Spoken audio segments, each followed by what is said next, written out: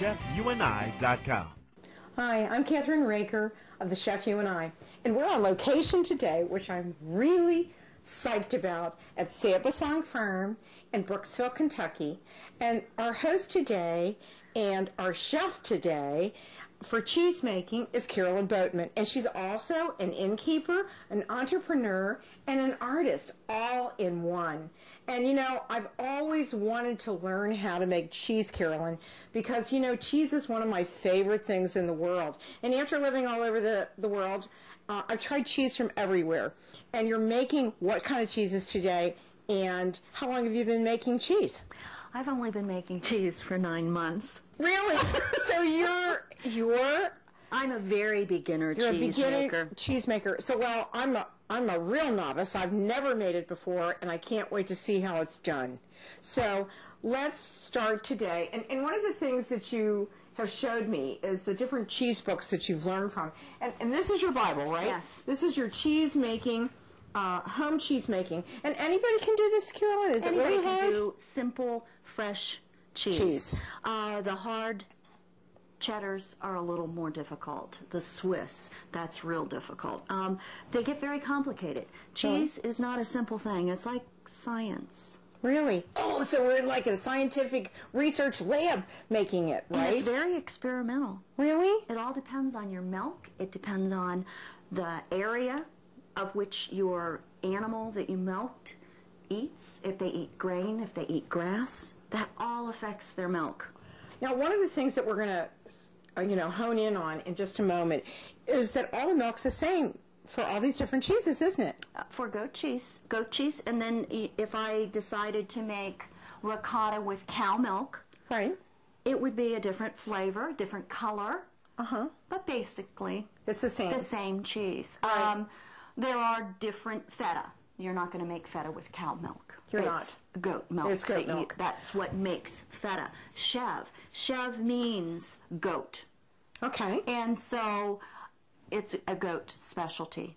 We're going to get to taste. And we're making it. And you're going to taste it. Oh, great. Yes. And that's what's important, because I think that, you really get to learn the process. And one of the things that I want to ask you is, how many different things do we need today to make this wonderful cheese? How many things do we need? In other words, what do we start with? Okay. What is this? This is butter muslin. And Okay. for 2 of the cheeses that we'll be making today, we'll be using the butter muslin. The difference from regular cheesecloth, cheesecloth you use to bandage your hard cheddars.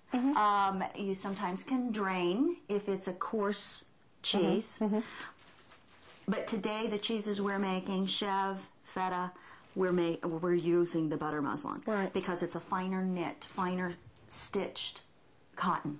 Now we're going to strain the cheese after we boil it. Boil the you don't milk. boil it because if you boil certain milks, it will have a burnt flavor. Oh, really? And that's the key to good cheese. You can't just put it on the stove and let it, put your thermometer in and know it takes about 10 minutes to get to the temp and leave and come back in 10 minutes.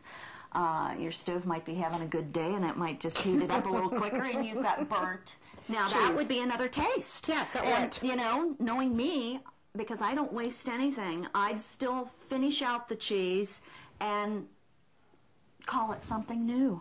Well, so we use this first, and in a little while we're going to show everybody what it looks like when you cut it and do it, okay? And you've got your book, your Bible. What else? What else do we need? Thermometers. Thermometers? Yes. Okay. And if you're making big pots, deep pots, which I do have a very large pot. So it's just an ordinary thermometer that you can buy in any kitchen store? Or even you need to order it. You need to order it. Okay. It's a cheese thermometer. Okay. But this, you can see in something this large, you're making, how many quarts is this? I don't know. This is a big one.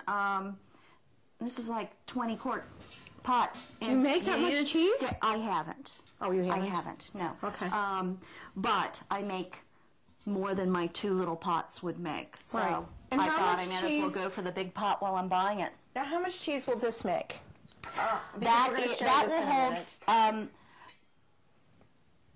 Each of those have 1 gallon 1 gallon of milk. of milk. So this one comes to the brim if you Right. put 2 gallons. And I've Okay. done it before, but it's a little Right. touchy. And this is 1 gallon of milk. So that gives you an idea of what So how many size. people will that feed cheese-wise, do you think?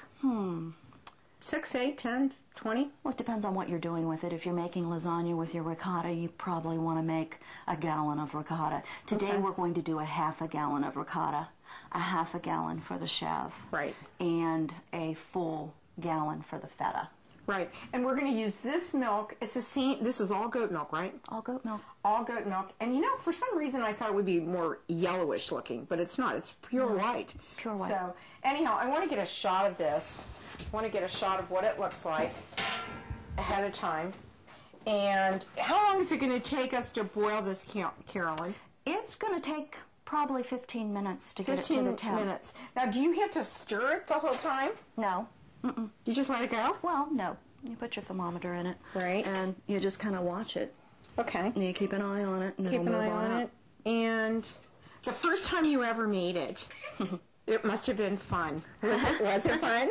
Well, Frustrating? You know, I've never had a bad batch, Okay. and that day will come. It will?